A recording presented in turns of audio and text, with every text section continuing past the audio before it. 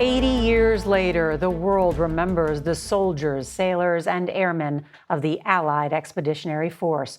Good evening, I'm Norah O'Donnell, and thank you for being with us. The sun rose over Normandy's cliffs this morning, just as it did on June 6, 1944, as the liberation of Western Europe began with the largest amphibious invasion in history. President Biden joined other world leaders to honor the bravery and sacrifice of the D-Day heroes. He drew a straight line from the fight for freedom in World War II to the fight against Russia's aggression now, saying freedom is worth it, democracy is worth it, the world is worth it. CBS Morning's anchor Tony Dokoupil is at the American Cemetery in Normandy. Good evening, Tony. Good evening, Nora. You know, with all World War II veterans now in their upper 90s or more, today is likely the final time that these shores will greet those veterans for a major anniversary. But if it is the last, it was also one of the biggest.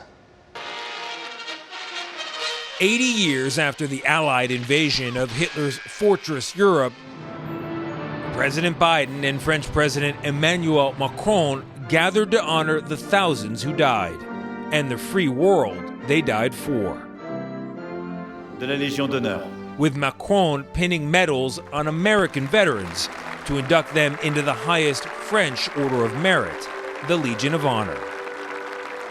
And as war rages again on Europe's doorstep after Russia's invasion of Ukraine in 2022, President Biden linked the battle for freedom across decades.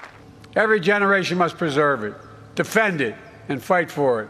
In memory of those who fought here, died here, literally saved the world here.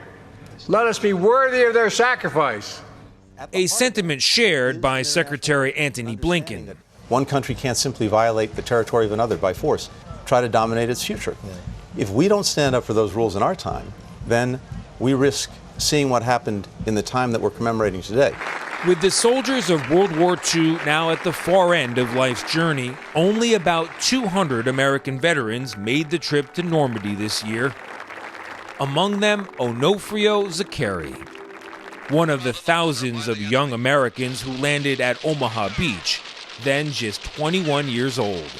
Now, at 101, he is among the dwindling few still around to tell the story. The shells were landing all over us. One caught me in my knee and another caught me in my shoulder. I looked over, and there's this GI.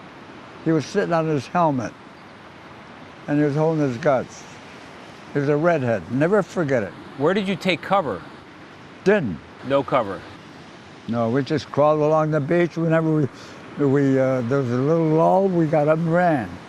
At the American Cemetery here in Normandy, 9,388 soldiers rest under white crosses and stars of David.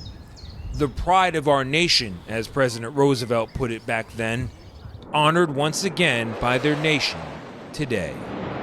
And you were there to help start that cemetery. What did that mean to you? They were not coming home. Not coming home.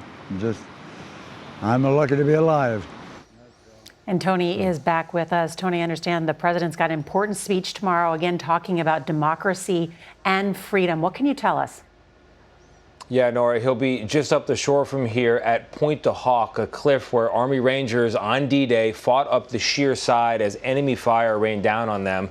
And though they suffered heavy casualties, they eventually took the cliff in an act of courage in defense of democracy. And an example, the White House is expected to argue, of the risks of ignoring bullies abroad. Tony Dokoupil, thank you.